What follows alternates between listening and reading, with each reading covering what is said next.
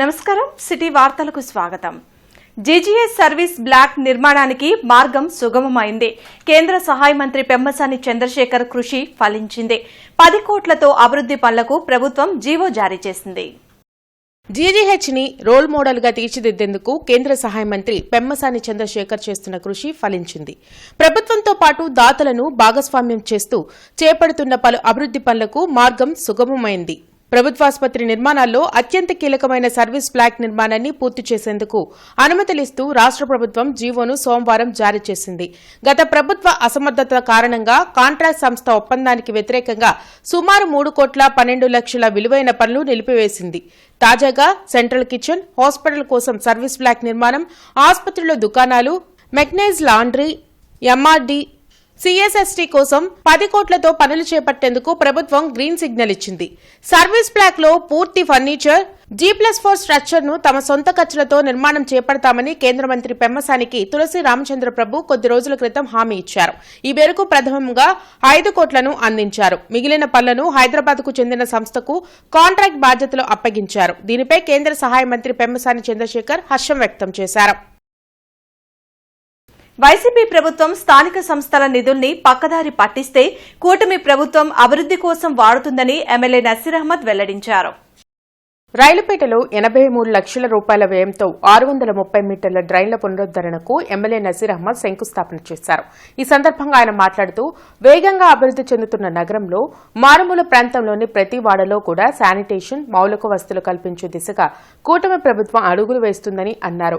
యువతకు 20 లక్షల ఉద్యోగ అవకాశాలు కల్పించేందుకే చంద్రబాబు నాయుడు పరిశ్రమలను రాష్ట్రానికి తెస్తున్నారని తెలిపారు. ఈ కార్యక్రమంలో కార్పొరేటర్ పోతురాజు సమత, కూటమి నాయకులు పాల్గొన్నారు. ముఖ్యంగా గుంటూరు నగరంలో మారుమూల ప్రాంతాలతో పాటు అభివృద్ధి చెందుతున్నటువంటి ఈ గుంటూరు నగరంలో ప్రతి ఒక్క వార్డులో కూడా ఎక్కడ శానిటేషన్ సమస్య లేకుండా ప్రజలకు అవసరమైనటువంటి మౌలిక వసతులు కల్పించేటువంటి క్రమంలో కూటమి ప్రభుత్వం ముందుకు సాగుతూ ఉంది. గతంలో మనందరం కూడా చూసాం, స్థానిక సంస్థల నిధుల్ని దుర్వినియోగం చేసేటువంటి పరిస్థితి ఉంటే ఈరోజు గౌరవ ముఖ్యమంత్రి గారు కూటమి ప్రభుత్వం ఏర్పడ్డ తర్వాత ఏ స్థానిక సంస్థకు సంబంధించినటువంటి నిధుల్ని వాటికే ఉపయోగించి వాటి అభివృద్ధికి, మౌలిక వసతులు కల్పించడంలో ప్రజలకు అవసరమైనటువంటి కార్యక్రమాలు చేయడం జరుగుతూ ఉంది. అంతేకాకుండా రాష్ట్ర వ్యాప్తంగా కూటమి ప్రభుత్వం ఏర్పడిన తర్వాత పెట్టుబడులను ఆకర్షించేటువంటి క్రమంలో పెద్ద ఎత్తున ఇండస్ట్రీస్ని ఏర్పాటు చేసి నిరుద్యోగ యువత కోసం ఒక పెద్దపీట వేసేటువంటి కార్యక్రమాన్ని దాదాపు 5 లక్షల యువతకు ఉద్యోగాలు కల్పించేటువంటి ఈ సంవత్సరంలోనే జరుగుతూ ఉంది. గవర్నమెంట్లోనే మేము పెట్టడం జరిగింది. ఈ డ్రైన్స్ పెద్ద బడ్జెట్ అని చెప్పేసి మాకు అనుమతి అయితే ఇవ్వలేదు. ఇప్పుడు మన గవర్నమెంట్, తెలుగుదేశం గవర్నమెంట్ వచ్చిన తర్వాత నజీర్ అహ్మద్ గారి దృష్టికి తీసుకెళ్ళడం జరిగింది. ఇక్కడ డ్రైన్ చాలా ఇబ్బందిగా ఉందని. ఇది నడి సెంటర్లో ఉండటం వల్ల కూడా గవర్నమెంట్ హాస్పిటల్కి కానివ్వండి, రైల్వే స్టేషన్కి కానివ్వండి చాలామంది ప్రజలు వస్తూ ఉంటారు. కానీ ఇక్కడ డ్రైన్స్ ఏంటంటే సరిగ్గా లేకపోవటం వల్ల, బ్రిటిష్ కాలం నాటి డ్రైన్స్ అవ్వటం వల్ల ఇక్కడ చాలామంది డ్రింక్ చేసే వాళ్ళు కూడా ఆ కాలువల్లో, మెయిన్ కాలువల్లో పడి చనిపోయిన వాళ్ళు కూడా చాలామంది ఉన్నారండి. మేము శానిటేషన్ వాళ్ళ చేత కూడా వాళ్ళని డెడ్ బాడీస్ తీయించడం కూడా జరిగింది. ఇది మనకి చాలా అవసరమని మేము ఎమ్మెల్యే గారి దృష్టికి తీసుకెళ్ళాము. ఎమ్మెల్యే గారు ఇది తప్పకుండా చేయించాలని చెప్పేసి మాకు అనుమతి పైన మున్సిపాలిటీల అధికారులకు చెప్పడం జరిగింది. ఈరోజు 83 లక్షలతో మేము ఇక్కడ డ్రైన్ నిర్మాణం చేపడుతున్నాము. శ్రీ త్యాగరాజ స్వామివారి 178వ ఆరాధనోత్సవాలు ప్రధాన కచేరీతో ముగిశాయి. తొలుత లఘు కచేరీల్లో అనేక మంది యువత ఉత్సాహంగా పాల్గొన్నారు. ప్రత్యేకంగా గండూరి శ్రీనివాసమూర్తి శిష్య బృందం వయలిన్ వాదన సంగీతాభిమానులను అలరించింది. అనంతరం త్యాగరాజ కీర్తనలు ప్రేక్షకులను పరవశించేలా చేసింది. ఈ సందర్భంగా ఉపాధ్యక్షులు ఎస్ గిరిజాశంకర్, కార్యదర్శి వల్లూరి కృష్ణకిషోర్ కళాకారులను ఘనంగా సత్కరించారు. కార్యక్రమం విజయవంతంగా జరగడానికి సహకరించిన ప్రతి ఒక్కరికి వారు ధన్యవాదాలు తెలిపారు.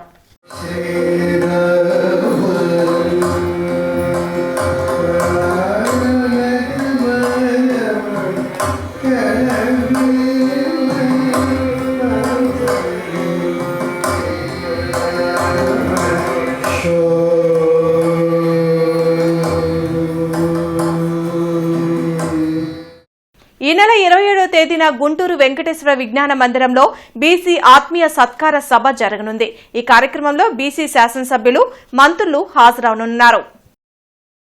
అరండల్పేటలోని టీడీపీ పార్టీ కార్యాలయంలో MLC Duvvada Ramarao, MLA Galla Madhavi media సమావేశంలో పాల్గొన్నారు. ఈ సందర్భంగా వారు మాట్లాడుతూ రాష్ట్రంలో ఉన్న రజక సామాజిక వర్గ ఆత్మీయులు అందరితో ఈ నెల 27న గుంటూరులో నిర్వహిస్తున్నామని తెలిపారు. ఈ కార్యక్రమానికి కేంద్ర మంత్రి కింజారపు రామ్మోహన్ నాయుడు, బీసీ మంత్రులు, నేతలు, కార్యకర్తలు పాల్గొంటారని వెల్లడించారు. బీసీలుగా రాజకీయాల్లో రాణిస్తున్న అందరినీ కలుపుకొని అభినందన సభ నిర్వహిస్తున్నామని తెలిపారు. 27వ తేదీన జరిగే బీసీ అభినందన సభను విజయవంతం చేయాలని పిలుపునిచ్చారు. ఈ కార్యక్రమంలో బీసీ నాయకులు పాల్గొన్నారు. ఒక మంచి ప్రభుత్వం ఏర్పాటు అవడానికి బీసీ సోదరులు ఎందరో కృషి చేయడం జరిగింది.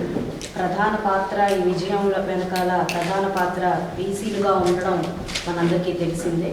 అదేవిధంగా తెలుగుదేశం పార్టీ కూడా మొదటి నుంచి కూడా పెద్దలు అన్నట్టుగా బీసీల కోసం బీసీలు వెన్నట్టే ఉంటూ వారి అభివృద్ధి కోసం అభ్యున్నతి కోసం పాటుపడుతూనే వస్తుంది.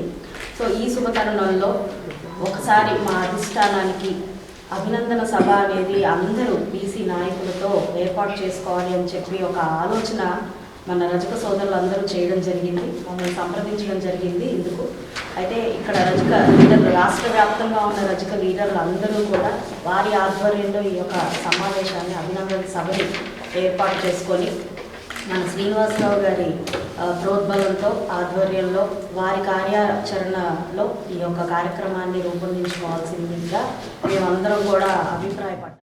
27వ తారీఖున వెంకటేశ్వర విజ్ఞాన మందిర్లో ఉదయం 10 గంటలకి ఈ కార్యక్రమం చేద్దామని ఒక ఆలోచనకు వచ్చి ఇందులో అందరూ బీసీ మంత్రులంతా కూడా పార్టిసిపేట్ చేసే విధంగా ఈ కార్యక్రమం తీసుకోబోతున్నాం.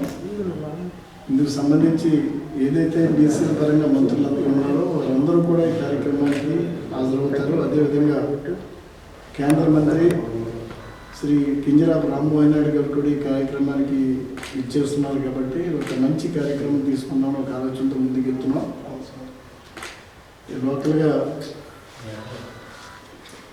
కేంద్ర మంత్రి గారు పెమ్మసాని చంద్రశేఖర్ గారు, అదేవిధంగా మా మాధవ్ గారు, రామాంజనేయుడు గారు, నజీర్ గారు, పార్లమెంట్ అధ్యక్షుడు శ్రీ తెనాలి శ్రావణ్ కుమార్ గారు కూడా ఈ కార్యక్రమానికి ఇన్వైట్ చేస్తున్నాం.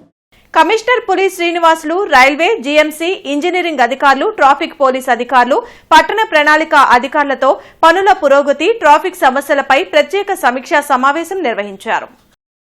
ఈ సందర్భంగా కమిషనర్ మాట్లాడుతూ గత ఏడాది నవంబర్ 25 నుండి డొంక రోడ్డు వద్ద 3 వంతెనల మార్గంలో రైల్వే శాఖ ట్రాక్ ఎక్స్టెన్షన్ కోసం రాకపోకలు నిలుపుదల చేశామన్నారు. ఫలితంగా అరండల్పేట, శ్రీనగర్, గుంటూరు వారితోట, డొంక రోడ్డు తదితర ప్రాంతాల ప్రజలు కొత్తపేట బస్టాండ్లకు వెళ్లడానికి తీవ్ర ఇబ్బందులు పడుతున్నారన్నారు. త్వరలో శంకరవిలాస్ ఆర్ఓబీ పనులు ప్రారంభం కానున్నందున పనులను ఫిబ్రవరి 10 నాటికి పూర్తి చేసేలా రైల్వే, ఇంజనీరింగ్ అధికారులు చర్యలు తీసుకోవాలన్నారు. ప్రస్తుతం పనులు జరుగుతున్న ప్రాంతాల్లో ట్రాఫిక్ సమస్య తలెత్తకుండా ప్రధాన సెంటర్లలో సిబ్బందిని నియమించి ట్రాఫిక్ నియంత్రణ చేయాలని ట్రాఫిక్ సీఐని ఆదేశించారు. కేఆర్కే ఈవెంట్స్ ఆధ్వర్యంలో ఎన్టీఆర్ కళా పరిషత్ 20వ నాటకోత్సవాలు అన్నమయ్య కళావేదికలో జరిగాయి.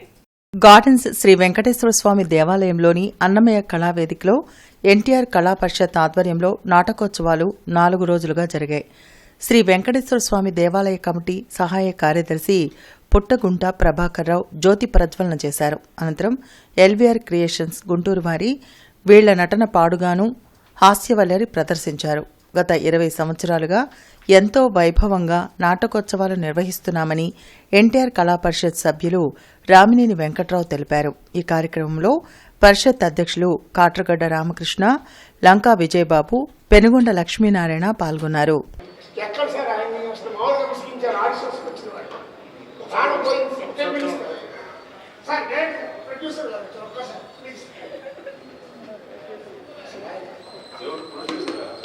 మీరా సార్? ఓకే సార్, బాగున్నారు సార్.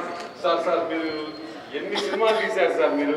నిజంగా నిజంగా సార్ ఏం సార్ ఆర్టిస్టులు సరైన ఆర్టిస్టులు లేరు, వాళ్ళకి అనుభవం ఉండదు. స్టేజ్ మీదకి వెళ్ళి నేర్చుకోండి అంటే నేర్చుకోరు. ఏం చేయాలి సార్? మా మీద మంచి బాధ్యత పెట్టారు సార్ డైరెక్టర్, ప్రొడ్యూసరు. ఏదో ఈ సినిమా అయితే నాకేమైనా పేరు వస్తుంది, నాకు 4 సినిమాలు వస్తాయంటే ఒక్కళ్ళు కూడా రావట్లేదు సార్. ఏం చెప్పాలి? చూడండి సుభాష్ గారు, కళ మీద ప్రేమతో వచ్చిన వ్యక్తులకి ఎన్ని సమస్యలు వచ్చినా వాళ్ళు దాన్ని దిగుచి వెళ్ళాలే కానీ అలా డిస్కరేజ్ అవ్వకూడదండి. పక్కా అలా చేయబాకండి దయచేసి. అసలు మీ దగ్గరకు వచ్చినప్పుడు ఇప్పుడు సాయి గారు ఇందాక ఫోన్లో చూపించారు, అసలు వాళ్ళ ఆర్టిస్టులు ఏంటండి? అన్న ఎన్టీ రామారావు గారు పరమపదించి 29 సంవత్సరాలు అయినప్పటికీ ఎన్టీఆర్ కళా పరిషత్ గుంటూరులో స్థాపించి 20 సంవత్సరాలు అయింది. 20 సంవత్సరాల నుంచి వెంకటేశ్వర స్వామి గుడిలో బ్రహ్మాండంగా దినదినాభివృద్ధి చెందుతూ కూడా బ్రహ్మాండంగా కార్యక్రమాలు జరుగుతూ ఉన్నాయి.